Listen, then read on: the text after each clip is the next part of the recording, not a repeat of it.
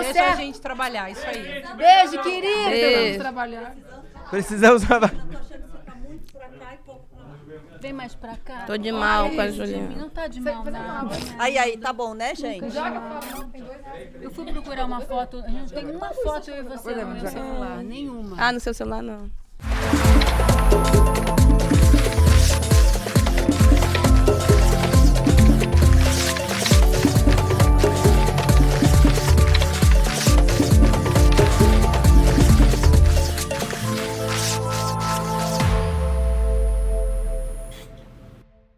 Olá! Sejam todos muito bem-vindos e bem-vindas, porque está no ar mais um Precisamos Conversar. Eu sou Juliana Baroni e este é o programa de debates feminino do ICL. Se você ainda não conhece a gente, estamos no ar todas as terças às 19 horas, com reprise nas quartas às 15. Você vai poder assistir também ao Precisamos Conversar no Spotify, que está disponível também em vídeo. Eu tenho aqui comigo uma bancada que só tem gente boa, belas e inteligentes. Elas são a Açucena, cantora, Márcia Tiburi, escritora, Nina Silva, especialista em tecnologia e finanças, e Sara Zara, nossa filósofa das redes. Beijo, Zambelli, beijo, Zambelli. Beijo, Zambelli, que fugiu. Vamos começar logo falando isso. Zambelli fugiu, disse que fugiu pra Europa, mas eu acho que ela tá na Barra. Eu acho que ela tá na Flórida. Foi buscar creme de pele com desconto. Aqui tá muito caro. Mas vamos lá, agora o assunto é sério. Precisamos conversar sobre Marina Silva. Eu queria começar dizendo que assistir aquelas cenas na Comissão de Infraestrutura do Senado foi uma experiência nojenta. Terrível mesmo. Aqueles homens, aqueles palhaços, né? Cujos salários nós que pagamos, atacando a ministra Marina Silva. Bom, vamos lá. Eu vou resumir muito bem resumida a história. Omar Aziz, do PSD, acusou Marina de divulgar dados falsos e, quando ela foi se defender, o microfone dela foi cortado. Em seguida, Marcos Rogério, do PL, diz que Marina não tem educação.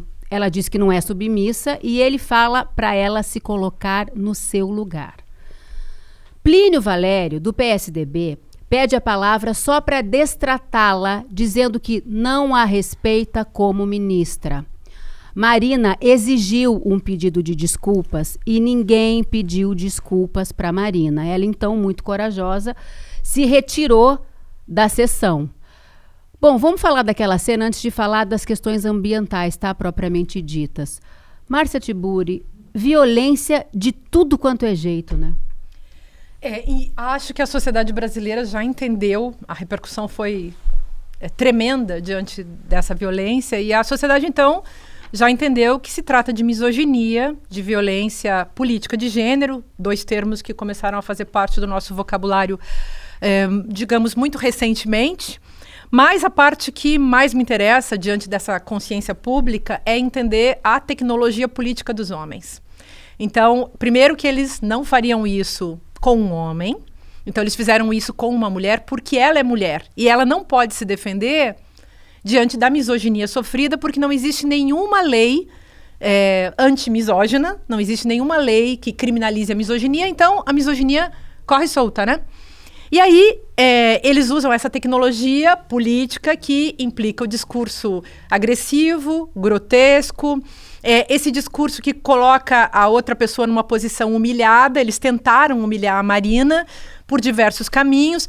Esse senador que falou da educação da ministra sabe muito bem quem é a ministra, sabe de onde ela veio, sabe que mulher que lutou pela educação, que teve acesso à escola muito tarde. Isso aí foi pesado. Aos 16 anos ela foi alfabetizada, né? Pois é. Então, isso já foi, assim, de um nível de perversão muito medonho. E, além de tudo, ele é um sujeito que a gente não tem... Aí passa para o outro lado, né? Que é ele tentar rebaixá-la dizendo, coloque-se no seu lugar. Mas você vai comparar a o currículo dela, a história dela, o lugar que ela ocupa no mundo e o lugar que ele ocupa, esse sujeito, quem é este Zé Mané, com todo respeito? Não, você sabe que quando eu comecei a ver esses nomes, eu na verdade, Marco Rogério, Paulo Valério, sei lá quem, eu não sabia quem era quem. A Marina, todas nós sabemos o currículo da Marina. Vocês sabem de uma coisa, só um detalhe que eu queria falar pra gente fazer circular justamente essa discussão. A Simone de Beauvoir, ela já falava, qualquer homem, por mais imbecil, miserável, pobre coitado, Zé Mané que seja na vida, por mais zero à esquerda que ele seja, ele sempre se acha na posição de humilhar uma mulher que é muito mais qualificada do que ele. Então, tem esse jogo da desqualificação também. E uma coisa que as nossas feministas pretas nos ensinaram, que é sobre a autoestima do homem branco. Sabe aquela, eu queria ter a autoestima de um homem branco, porque os caras não têm nada, mas eles têm autoestima. Uma autoestima delirante, né? Sim, a gente Sobretudo precisa uma mulher negra. Esse ponto que eu queria trazer da questão da desqualificação, né, de uma pessoa negra perante a um Senado e um Congresso branco. Então, quando a gente fala quem são esses, não sei quem eles são a maioria que compõe o nosso Senado, a nossa Câmara. E é por isso que a gente tem esse tipo... E tem lei sim, gente. A violência política de gênero tem lei 14.192. Então, é crime sim, é um crime político. Só que nosso querido presidente, nossa querida primeira-dama pediram, né, tipo, se colocaram nas redes sociais como contra isso, mas cadê Ministério Público, cadê alguém acionando contra essas pessoas? Então, não é simplesmente utilizar de desqualificação pessoal, quando fala da educação da ministra, quando separa a ministra da mulher, fazendo ali uma desqualificação profissional, coisa que mulheres, pessoas negras, pessoas LGBTs enfrentam no mercado de trabalho como um todo e em todas as instituições de poder, e ainda está fazendo silenciamento, que é uma prática que dentro do mercado corporativo a gente conhece muito bem, né?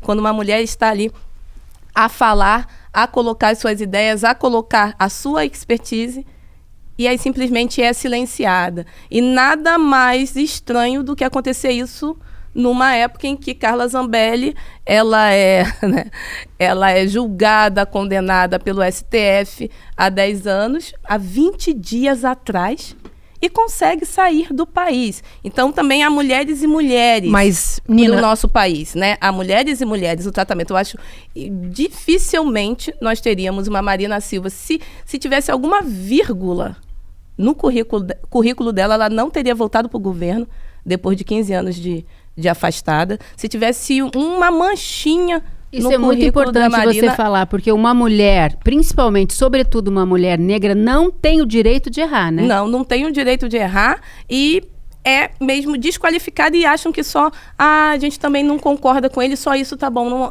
Não tem o direito à punição, não tem a jurisdição dessa mulher negra é simplesmente o fato de você já tá aí, já tá bom. Mas tem um problema, gente. Um problema que... Assim, uma coisa é essa lei da violência política de gênero, outra coisa é a lei da misoginia.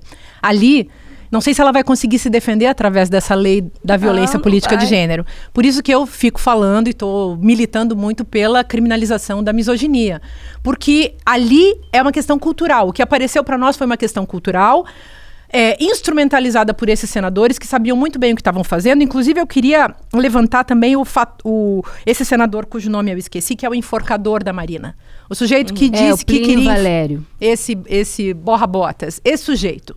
Quem é esse Zé Mané também? Falando assim, para o povo entender, a gente poderia usar vários outros termos, falar da desqualificação como discurso de poder que produz efeitos de poder, que é o que esse sujeito está fazendo, mas, de fato, ele fez um discurso, deveríamos, quem sabe se enforcássemos a Marina. É isso que é o texto. Já que não dá para suportar, ela dá vontade de enforcar. E ela ainda foi republicana a ponto de ir lá de novo enfrentar este imbecil. Por quê? Porque ela sabe que não é uma questão pessoal. É uma questão de qualquer mulher, e aí vem a questão, o tema, né, do universal, que essa situação particular nos mostra. Ela foi atacada como qualquer uma é atacada. Ela foi interrompida, ela foi humilhada, ela foi... Toda a agenda machista, fascista, racista foi para cima dela, mas isso é o que acontece constantemente com as mulheres. Então, sim, violência política de gênero está na cena, mas a misoginia, que é um fato cultural, ainda está muito apagado, e é muito bom que isso tenha vindo à tona e que ela tenha se manifestado.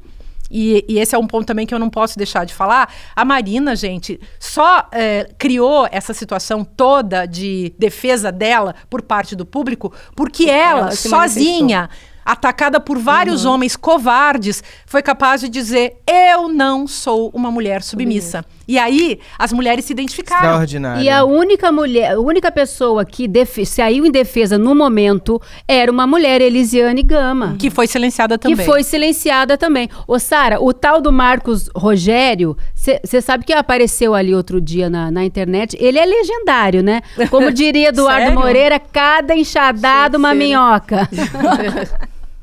Ai. Comente, Sara O que eu Zara. acredito? Eu acho que, diferente da Zambelli, a Marina ela não fugiu, ela se retirou porque ela reconheceu que ela não estava sendo valorizada o suficiente. Então ela teve uma postura assim muito plausível do que as pessoas querem. O que eu entendi, quando junta esse monte de homem legendário horroroso que tem espaço no parlamento, eles ficam tentando criar algum tipo de ambiente para mulheres como Marina sair da linha, perder as estribeiras e eles conseguirem ter a narrativa, tipo, confirmando: nossa, tá vendo? Assim que ela se dá. Mesmo. E a Marina, ela tem um controle emocional absurdo e ela é muito inteligente, né? E ela ter levantado e ter saído com calma, porque, vamos supor, se fosse a Erika Hilton, por exemplo, tinha pegado faísca ali, né? E às vezes você dá motivo para outra pessoa, outro lado, debater com você, é o que ele precisa, né? E a Erika Hilton, quando ela vai para cima, ela vai, com fôlego e tudo, e a pessoa não tem nem tempo de responder. Eu acho que eles querem que a Marina faça a mesma coisa para ver se perde a vez, se faça algo fora do controle, mas ela não tem essa postura. E eu acredito também que o ódio desse cagão aí, que eu esqueci o nome dele, eles todos lá, eles não existem. Não importa muito o nome. Mas são pagos com o nosso dinheiro. Eu acho que eles conseguiram, desse jeito, expressar o ódio que eles têm, não pela Marina só em si, mas pela história dela. Porque ver uma mulher que tem a história que ela tem e que superou muita coisa e tá naquele lugar ocupando isso pelo mérito, né? De repente, ele pode olhar para si e entender que ele tá ali só porque tem contato, porque foi indicado, e se não fosse a mão de alguém, não estaria num lugar tão bacana e tão significativo quanto a Marina conseguiu isso com a própria história. E a Sucena, esses senadores, eles pertencem a uma elite predatória, né? Eles estão advogando em causa própria, porque eles têm terras no Amazonas, Justamente. vai saber, né? Eu até peguei o nome deles aqui, Cavalheiros da Destruição. E da destruição mesmo, do apocalipse. É isso que eles são. São Omar Aziz, do PSD Amazônia, Plínio Valério, PSDB Amazônia e Marcos Rogério, PL Rondônia. Tudo Amazônia. E a Marina é uma grande defensora da floresta, dos povos originários.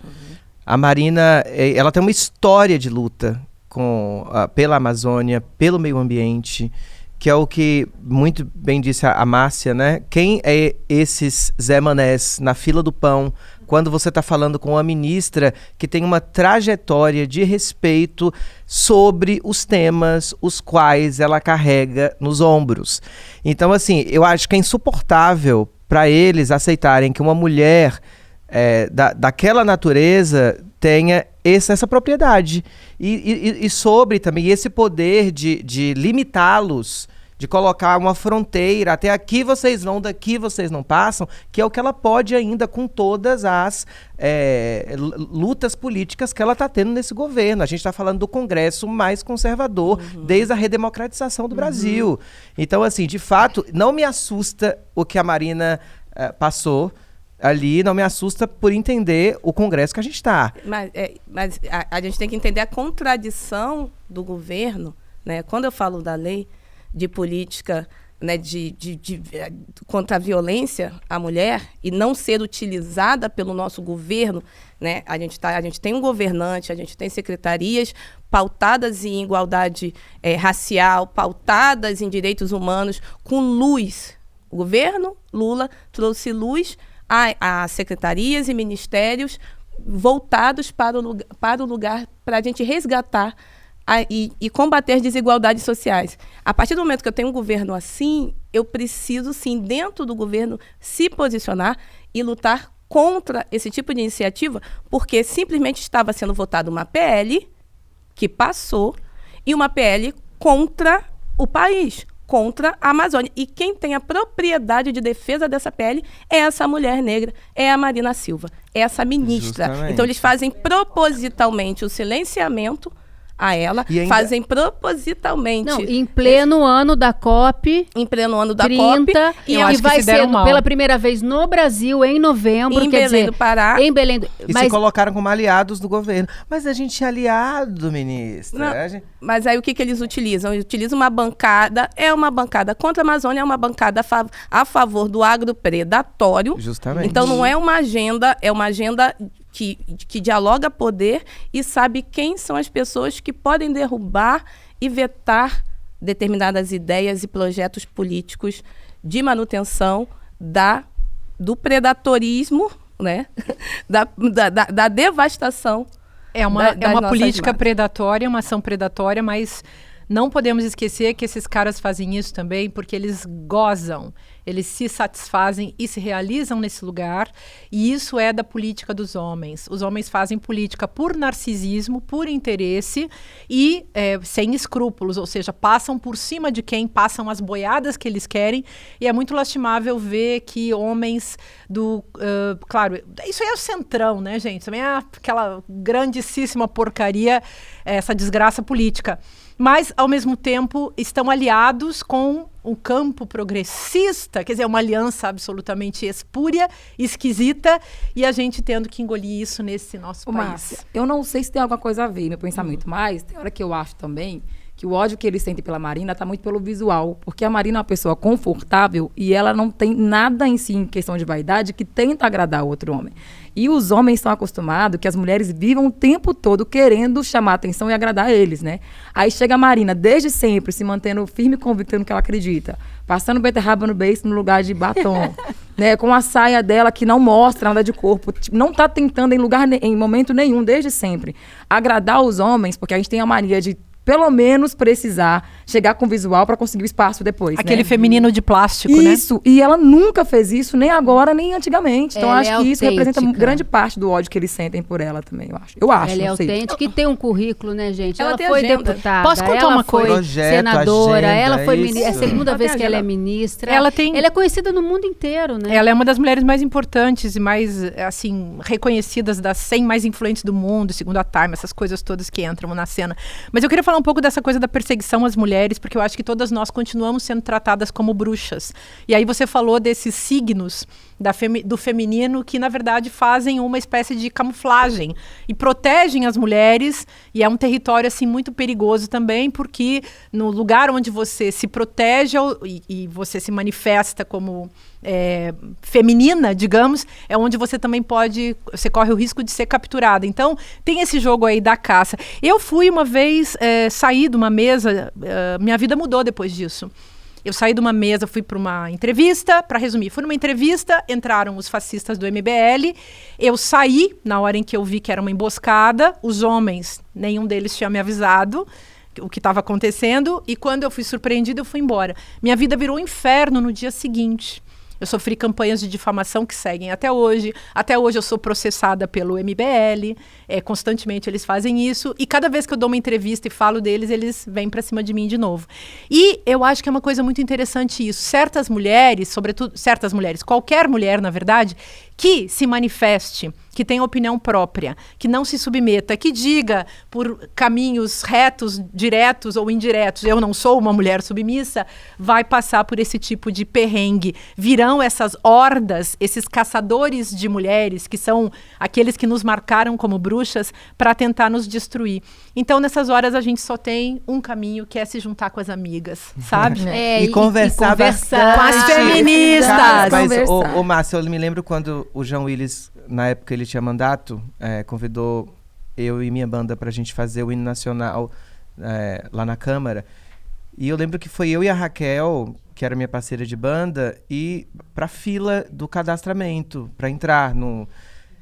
eram todos homens, assim. E tinha só um indígena, eu e ela trans, ela uma trans preta, e era uma fila de homens de terno, todos homens brancos, a maioria, assim. Eu falei, meu Deus, era assustador. Mas eu tô falando não só de quem comanda, de quem tá no poder. Eu tô falando de quem tá nas estruturas, de quem tá nas assessorias, de quem tá...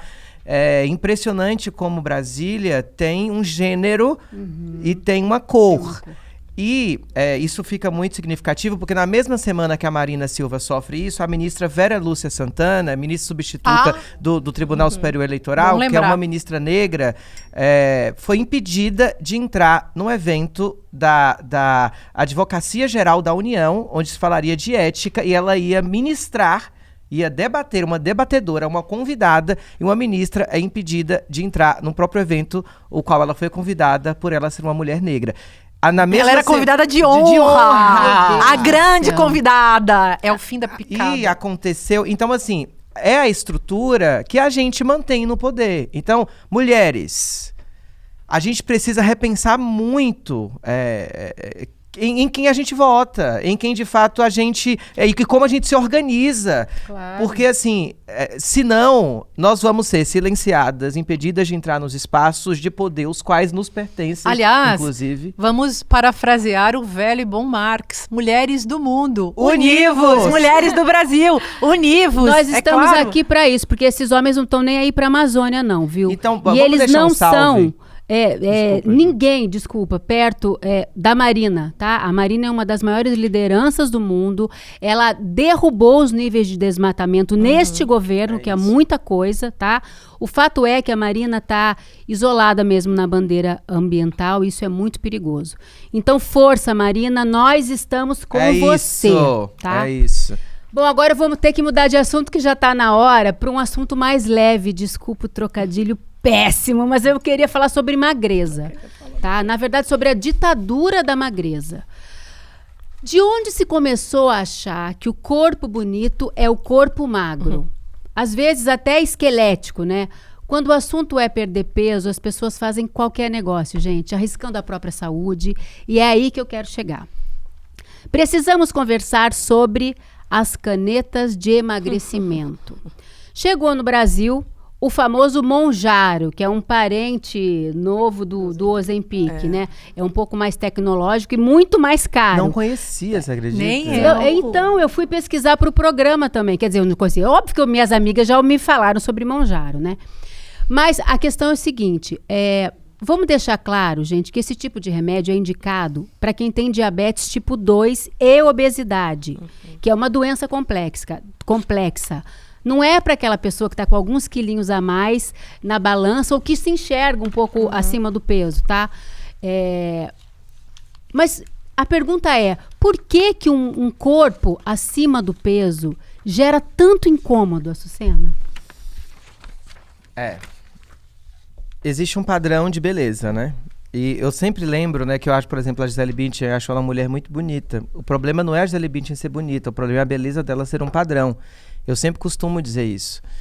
E o padrão de beleza, ele cria uma ideia de desejo, uma ideia de utopia, porque as pessoas são diferentes, os corpos são diferentes, as belezas são diferentes, ainda bem.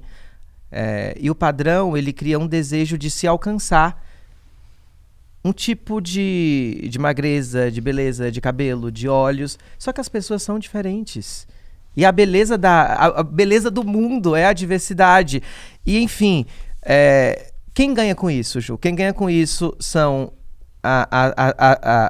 as grandes farmacêuticas, as indústrias farmacêuticas. Quem ganham com isso? Uma indústria da moda, também que se baseia na alta... Quando você industrializa demais, quando você fabrica demais, na alta produtividade.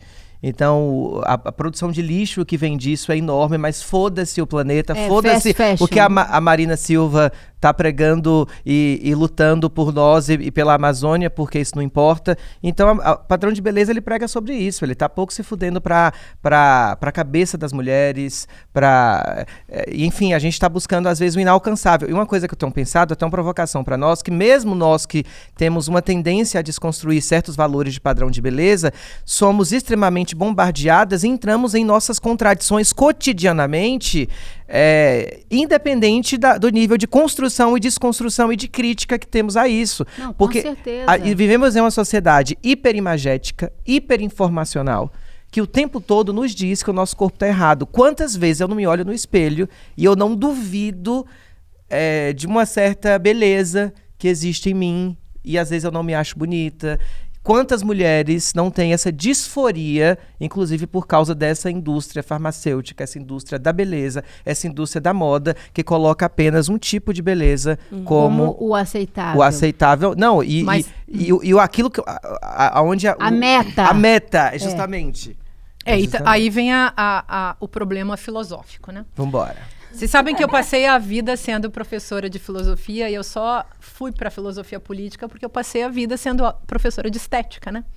De estética filosófica. Sempre dei aula sobre os textos dos filósofos em relação aos problemas relacionados ao corpo, à sensibilidade, ao gosto, esse assunto. Então, a beleza como padrão, ela é uma invenção do patriarcado, né, galera? E o patriarcado se transforma em capitalismo e se transforma em racismo e assim vai. Então, a questão não é a gente quebrar o conceito de beleza, mas a gente repensar a beleza e inventar a nossa beleza. Eu acho que isso está acontecendo.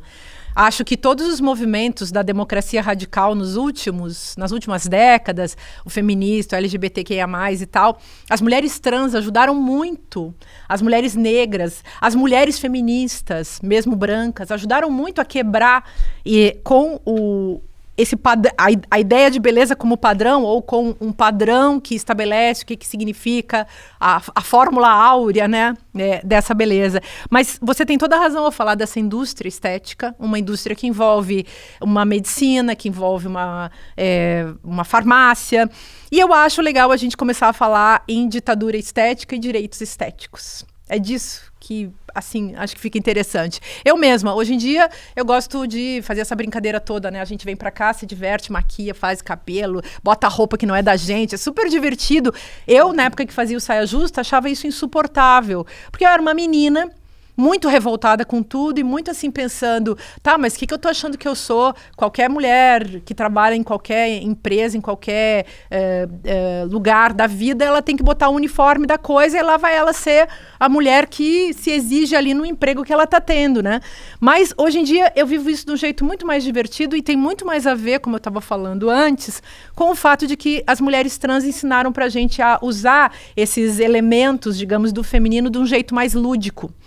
E as mulheres que saíram dos padrões, né, nos ensinaram a lidar com cores, com aquilo que os gregos chamavam de poikilos, as enganações, né, as mentiras, né, os cílios postiços, né, as plumas e paetês. Isso tudo, para mim, passou a ser uma coisa mais divertida depois que quebrou com aquela obrigação de ser um gênero sensual e sexualizado que usa esse tipo de coisa para fazer isso, sabe? Ô, Sara, você já usou Ozempic ou Mounjaro? Na cabeça também. Não, porque conta essa história da cabeça, porque você outro dia falou que a pessoa emagrece por cima. Fica um emagrecimento só daqui pra baixo, mas aí aparece a gordura da cara, sai, não sei. Eu conheci o tal do Mounjaro com a influencer, a Márcia não vai saber, VTube, que ela começou a tomar. Aqui. Ela começou, ela tinha um corpo mais padrão. Ela fez um antes e depois? Não, ela estava explicando que ela ia começar a tomar e ela estava falando sobre o efeito colateral, né? Que ela ficava com muita sede, aí ela perdia fome. Um dia fez um post chorando porque queria comer, mas não tinha fome. Ela perdeu totalmente o apetite. Nossa. Então ela estava falando do poder desse Mounjaro e parece que ela desistiu de tomar, de continuar tomando esse trem, de aplicar a caneta e começou a fazer a reeducação alimentar e enfim, né? Mas o que eu percebi, eu acho que tem um classismo muito grande. Não sei se tem alguma coisa a ver, mas Tem o meu sim, pensamento. porque é caro. O que eu acho assim, parece que toda vez que o padrão de beleza aproxima e fica bem acessível à periferia, eu falo de corpos periféricos, eles mudam o padrão de novo, sabe? É lógico que a gente sabe que o padrão de beleza não inclui pessoas negras, tá? Isso a gente já sabe. A gente pode ser a mais linda que for, mas esse padrão não tá chamando a gente. Mas eu acho que é questão periférica mesmo. Porque eu lembro que antes do Instagram virar esse boom que é hoje, em mais ou menos 2010, 2011, quando ele começou a aparecer, eu lembro que a moda do momento era ser torneado. Por que era ser torneado? Malhada. Gostosa. Por quê? A gente sabe que na periferia, as mulheres querem ser gostosas. Era bundão, pernão, shortinho na bad boy, com a bunda de fora e tal. Mas a gente nunca teve tempo de ficar indo na academia fazer malhação, musculação, para definir o corpo. Isso era coisa de quem tinha dinheiro e tempo para isso.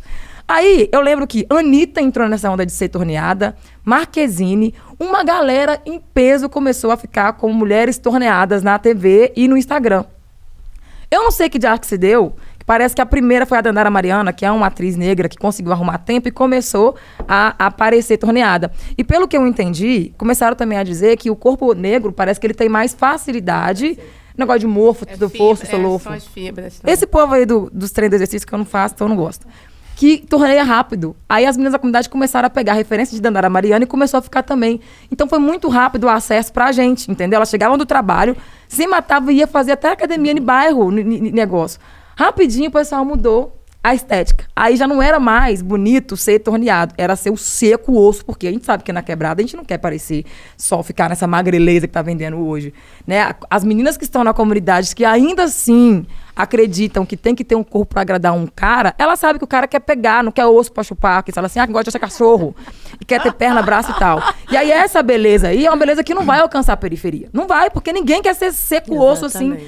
Onde, pelo menos onde eu nasci, o pessoal não quer. O que tá é porque não engorda mesmo. Sara Zara sacou tudo. Aí eu acho que virou isso, entendeu? Ô, Nina, ainda bem, né, que ninguém tá querendo chupar só osso.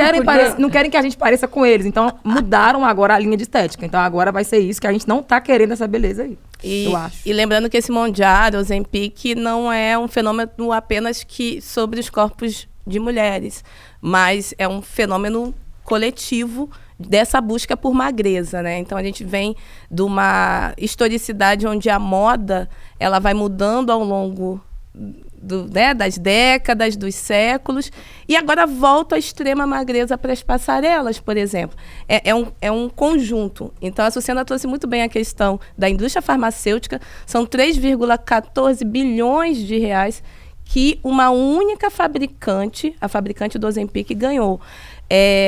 Faturou no Brasil ao longo de 2024. E se a gente for pensar, pessoas que têm a necessidade, pessoas diabéticas, ficaram sem o acesso ao medicamento.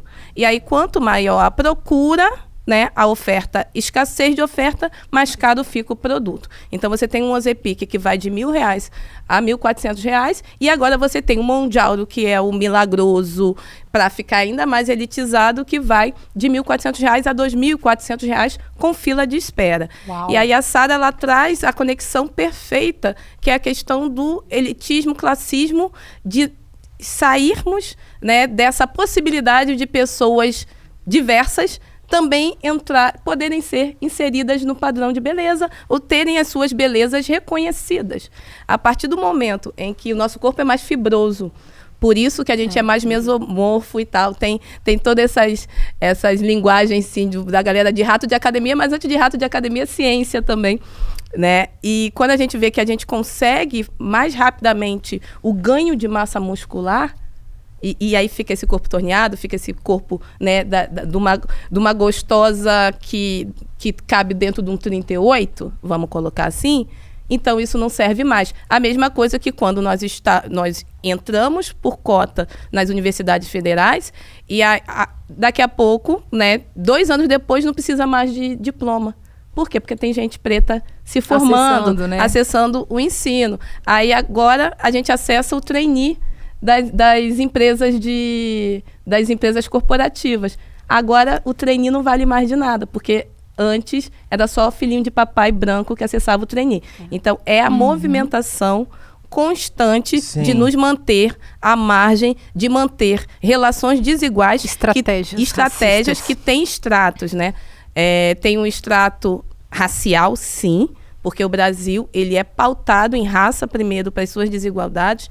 Tem um extrato patriarcal e aí todas as outras interseccionalidades de classe, de LGBT, e aí ainda vem as gordofobias que vão, né, só botando ali um pouquinho mais de açúcar nessa coisa que não dá nem para tomar, né? É indigesto, essa bebida indigesta das desigualdades. Eu queria botar uma nota de rodapé. A Sucena depois vai falar depois de você. Vai, Márcia. Não, eu só queria colocar uma nota de rodapé, porque o que a Sara está falando, o que a Nina está falando, tem a ver com aquilo que em sociologia se chama distinção. E tem um título, tem um livro do Pierre Bourdieu que... na condição de professora, eu me sinto no direito de dar uma nota de rodapé, falar. gente. Leiam A Distinção, que é uma crítica, uma análise social do gosto. Então, como que se produz isso? Então, o branco humilhando o preto para poder se sentir melhor, o rico humilhando o pobre, e você pegou o mecanismo pelo outro caminho, você vai dizer, então tudo muda, vocês duas estão falando, né? Tudo muda quando os pretos chegam, então os mecanismos, as estratégias ligadas ao gosto, que na verdade são políticas e econômicas, elas se renovam para manter sempre essa mesma branquitude no seu lugar de privilégio, ponto, acabou. Perfeito.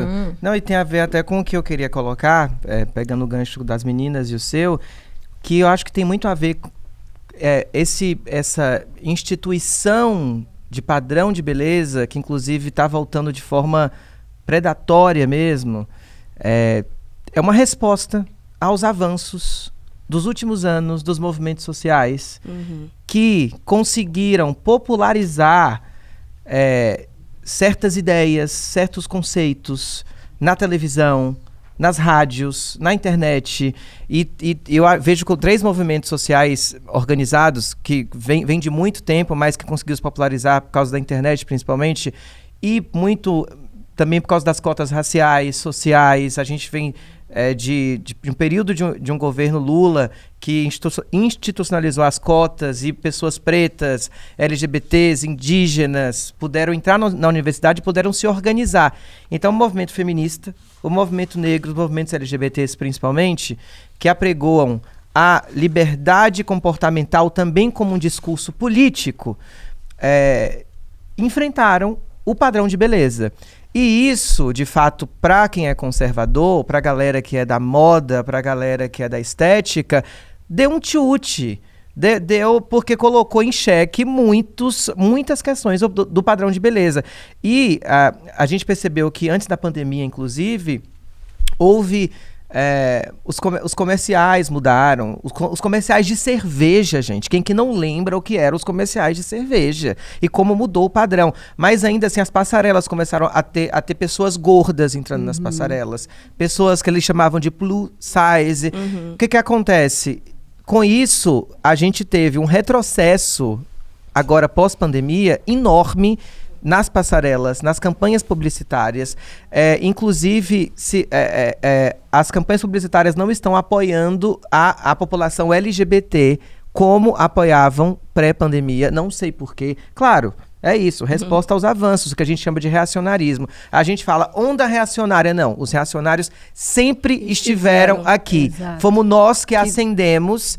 E ainda a gente está furamos o bloqueio. Justamente. Agora a gente está enfrentando. E agora eles essa precisam reação de mais força conservadora para poder dissipar a nossa concentração de movimentações populares. E Ju, eu acho que não é nem mais sobre padrão de beleza, porque beleza, até onde eu sei, padrão de beleza é um todo, é pele, é sorriso, é cabelo, é corpo. Agora é padrão de magreza. O povo não está se importando em ser bonito, porque a cabeça fica grande, fica uma cabeça desproporcional, fica muito feio. E outra coisa, tem uma cantora, a Maiara, que ela tá usando lace justamente porque um dos efeitos colaterais desse remédio é a queda de cabelo brusco. Maiara Maraíza. Isso, e assim, ela tá usando muita lace, muita lace mesmo. E ela sempre tem um volume de E cabelo. ela era uma mulher gorda, né? E ela tá tomando esse remédio, ela tá bem mais magra. Então, eu acredito que o efeito colateral que bateu, né, no caso dela, foi na queda capilar. Mas o povo não tá se importando em não ter cabelo, nem ter dente, em ter nada. Desde que o corpo esteja magro, seco. Gente, nos anos 90, é a magreza mórbida, né? Nos anos 90, lembra aquela estética de heroína chique? Que as mulheres eram muito magras, Kate Moss, com olheiras pretas, a maquiagem era o olho preto. Saboneteira, aqui, assim, né? Aquela coisa. O bonito era ser doente, aquele corpo doente, né? Século XIX também, gente, tinha o culto do invalidismo, né? A mulher doente, sofrida com tuberculose, morrendo cedo. Morrendo por amor. Magra, e aí os caras ficavam apaixonados pela morta, é um negócio horroroso. Não, e lembrando que é isso, padrão de beleza é histórico, é algo histórico. Então, cada época vai inventar o seu padrão de beleza. Já teve Hoje, Marilyn Monroe seria considerada gorda, né? Ela não, que era mulher curvilínea. Mas olha só, já teve Idade Média mesmo, as mulheres gordas eram as mulheres do padrão de beleza. Porque você tinha uma fome, principalmente na região da Europa, enorme, então as mulheres gordas eram as mulheres que comiam bem. Ostentação. Ostentação, justamente. E a gente tem um ponto muito, muito importante que a gente tem que observar, que a população brasileira está cada vez mais adoecida pela falta de acesso à qualidade alimentar, né? Então a gente resgatou agora o Brasil do mapa da fome novamente nesse novo governo do Lula, mas a gente ainda tem 68% da população que é obesa ou que tem algum excesso de peso. Obesos são 31%.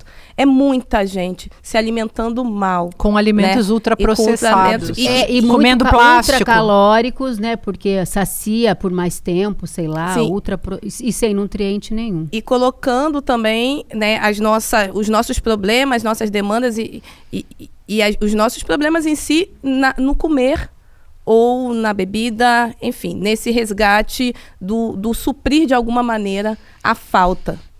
E essa falta que a elite, esse 1%, está pagando 2.400 para parecer que está passando fome. Então, Nossa olha senhora, só, também que isso faz parte dessa história da distinção, porque vocês já entraram em supermercado de rico, supermercado de pobre, aí às vezes você gasta mais dinheiro no supermercado de pobre.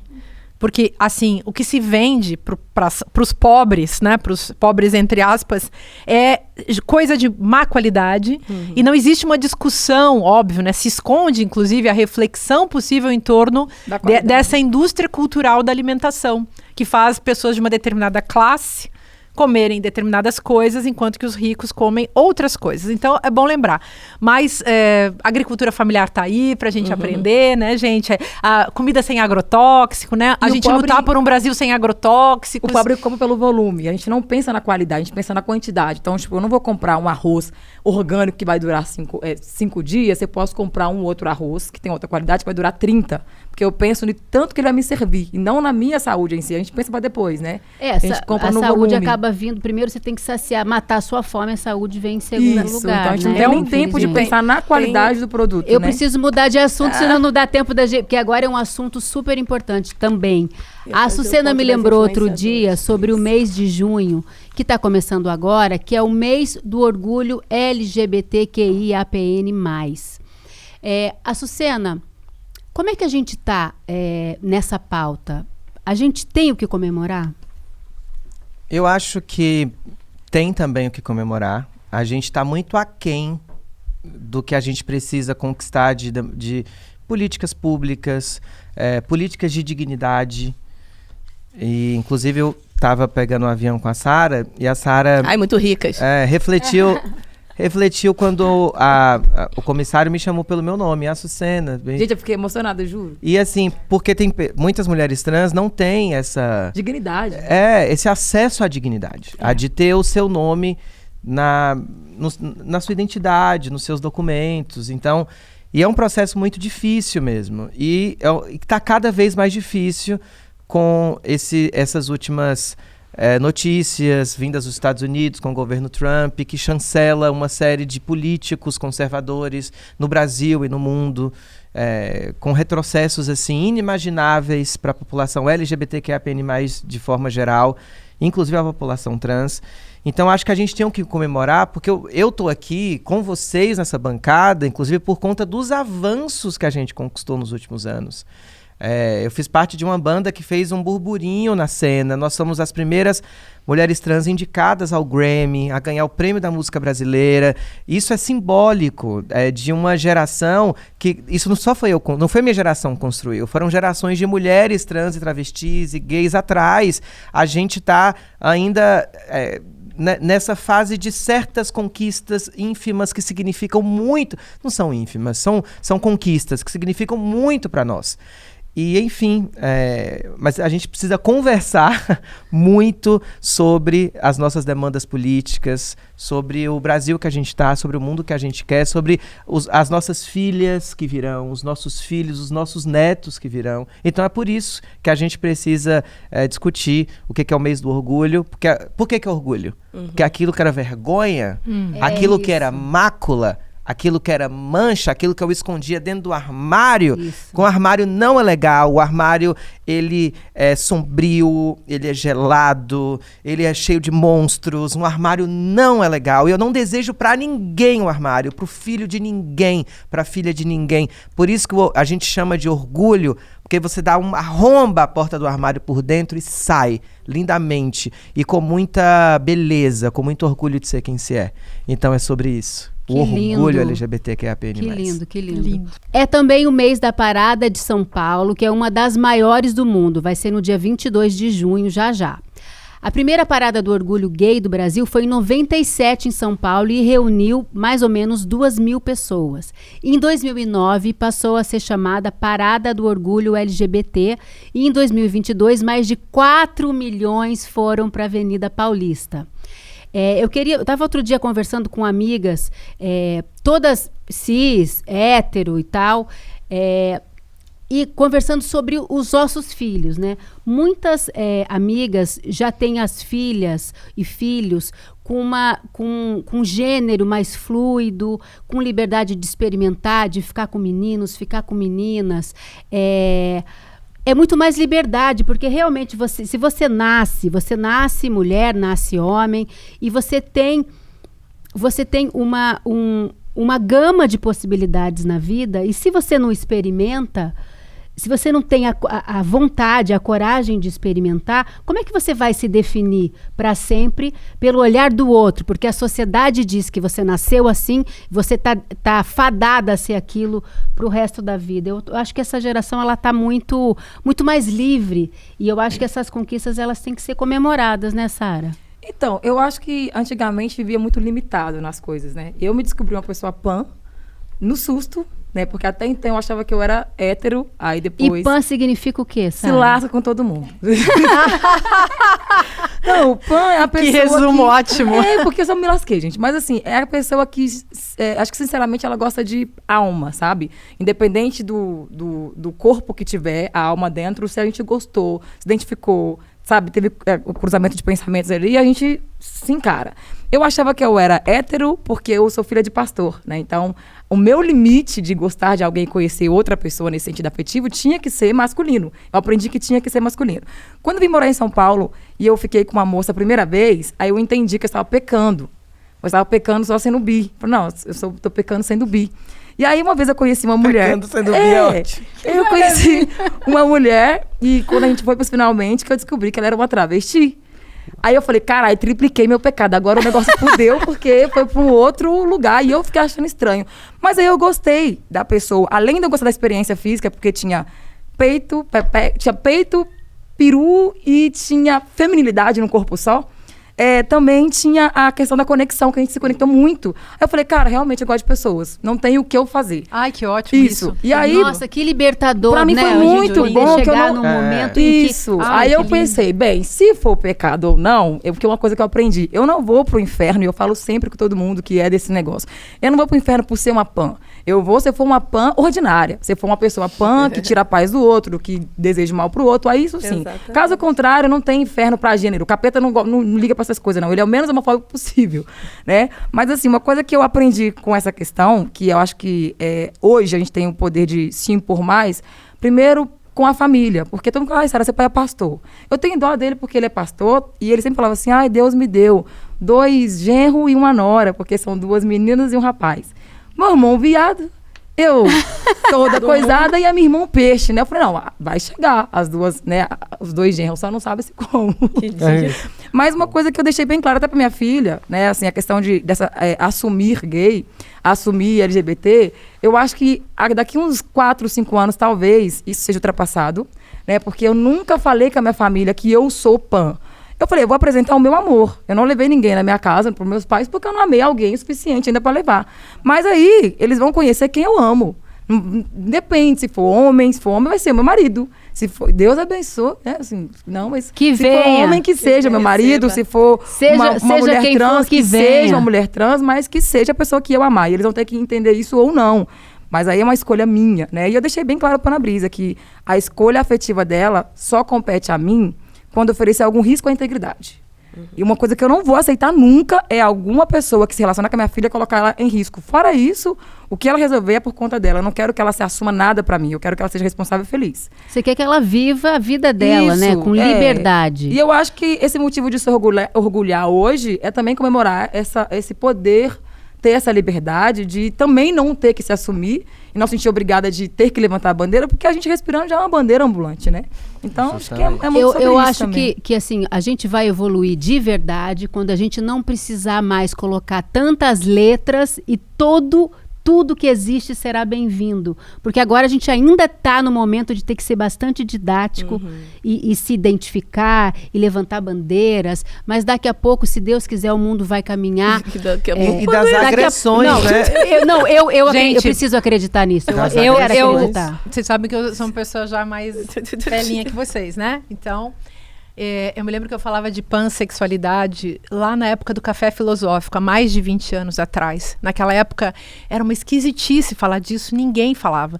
Não porque eu fosse, porque eu não sou, eu sou careté, eu sou a pessoa mais careta que eu conheço, embora eu ame a liberdade, eu não tenho nenhuma. Amo, acho lindo isso que você conta, eu fico feliz você de falar, ver. eu sou igualzinha, Eu sou amo caretinha, eu gosto de ficar lá quieta livre. lendo meus livros e fico assim, de vez em quando arranjo um namorado e fico quietinha no meu canto e que eu gosto de ficar lendo os livros mesmo. Bom, mas eu acho lindo isso que você está falando. Você é de uma outra geração e você traz uma experiência de liberdade e de autoafirmação e de autonomia que para mim, que sou dessa geração, é muito emocionante de ver, sabe? Eu não teria essa liberdade. Eu fui daquela geração que se uma menina beijava uma outra menina ou se interessava, ela já pensava, sou louca. Nossa, tô doente. Eu sou uma anormal. Eu sou da geração, embora mulher, né, e cis e tal, mas era a geração atormentada pela AIDS, que aliás voltou, tá com toda a força aí de novo, né? E aí, meus amigos gays, eles iam morrendo. Era uma coisa muito triste. Não, e ainda falavam que era peste gay. Lembra disso? E os caras que eram héteros, que ficavam também transitando com muito armário, né? Muita cortina de fumaça, muito armário, muita mentira, muita enganação. Eu acho que esse é um assunto muito bom da gente falar hoje em dia sobre essa liberdade. Mas lembrando, né, que gênero é construção social.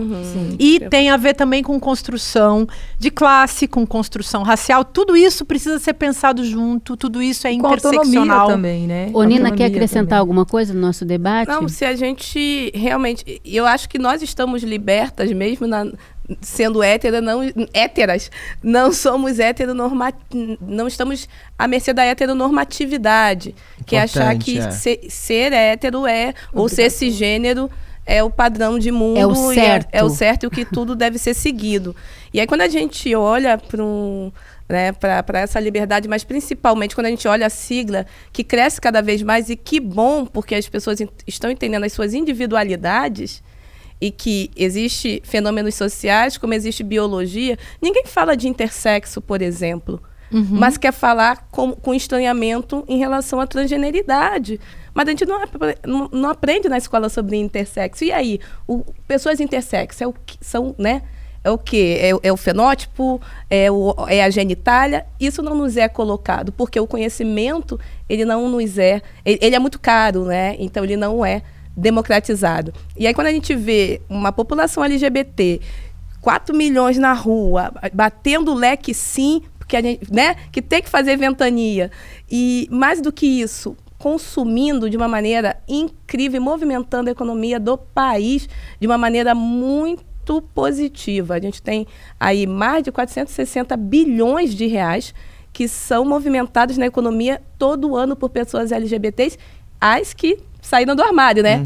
Porque se a gente for colocar quem está no armário, esse número seria muito maior. Então, poder ver casais homoafetivos adotando crianças, adotando jovens, ver mulheres que se viram hétero durante a vida inteira, mas chega numa melhor idade, olha e fala, agora não quero mais homem. Agora estou bi, agora estou gay. E esse estar que é onde a gente pode ter a nossa liberdade. E lembrando que a população gay tem 65%, até 65% a mais de grana para consumir.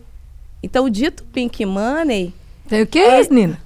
Então, um casal gay e um casal hétero. Ah, o casal, porque eu tô sozinha, não tem esse dinheiro aí pra gastar. Não, um casal gay e um casal hétero. Cadê a minha parte? A gente vê que existe uma disposição desse casal, até mesmo de renda, na maioria das vezes, de ter uma renda ali mais planejada. Porque até mesmo para esse casal se planejar, é muita coisa em jogo, né? Então tem que estar tudo muito planejado, a famíliazinha planejada, sabe?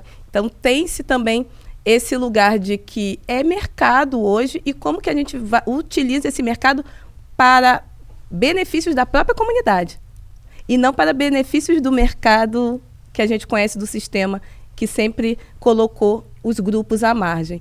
Então, a movimentação que a gente fala de Pink Money, a movimentação também de Black Money e tudo mais, é para a gente movimentar essa grana que a gente começa a ver que a gente pode ter e tem sim, mas em benefício aos nossos valores, aos nossos propósitos, aos nossos produtos e negócios.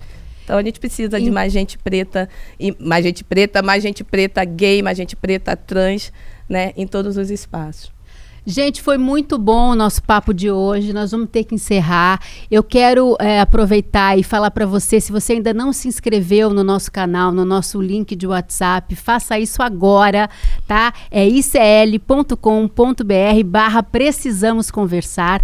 Lá você vai receber o link quando a gente entrar no ar, conteúdos exclusivos. E olha, esse papo que a gente começou aqui hoje é um papo para muitos e muitos programas. Nossa, a gente nem falou de escala Kinsey ainda. Ainda não, mas a gente vai falar.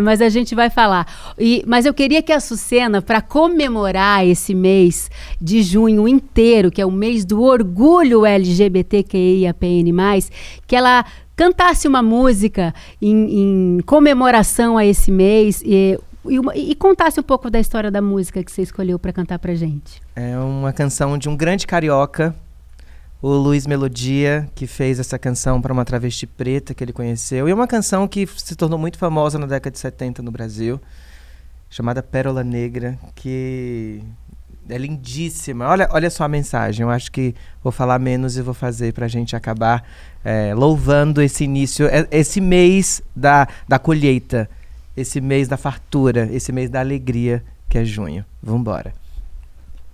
Tente passar pelo que estou passando, tente apagar esse teu novo engano, tente me amar, pois estou te amando. Baby, te amo, nem sei se te amo. Tente usar a roupa que estou usando, tente esquecer em que ano estamos. Arranja algum sangue, escreva num pano. Pérola negra, te amo, te amo. Tente entender tudo mais sobre o sexo. Peça meu livro, querendo te empresto. Arranja algum sangue, escreva num pano. Pérola negra, te amo, te amo. Maravilhosa, Sucena! Um beijo! Até semana que vem. Gente, fechamos com chave de ouro. Esse mais tem que virar toque de celular. E que o orgulho seja o ano inteiro, né? R$1,5 milhão de reais. Esse é o investimento que o ICL vai fazer em projetos de impacto. Mais de 1.000 empresas do país inteiro entraram na disputa para ter seus negócios transformados. Mas só 7 empresas vão ser escolhidas. 4 empresas recebem R$125 mil, 2 empresas recebem R$250 mil e uma empresa vai receber um investimento de R$500 mil. Não é matemática, não é cálculo. É conhecimento do seu negócio, porque cada negócio é um negócio. Uma coisa que venda bem e que o consumidor queira comprar. Tantas frentes no negócio. Em qual focar? Muito orgulhoso disso que a gente está construindo junto, sabe? Isso tudo é muito especial. Quanto mais você fica nervoso, mais você trava o seu cérebro. Explorar um pouco nessa visão de marketing digital. E eles vão decidir se cada empreendedor passa ou não passa para a próxima fase. Tem gente que não sabe o buraco que tá. Eu queria lembrar que empreender é coisa séria, investir é coisa séria. É um momento difícil, mas o jogo precisa seguir.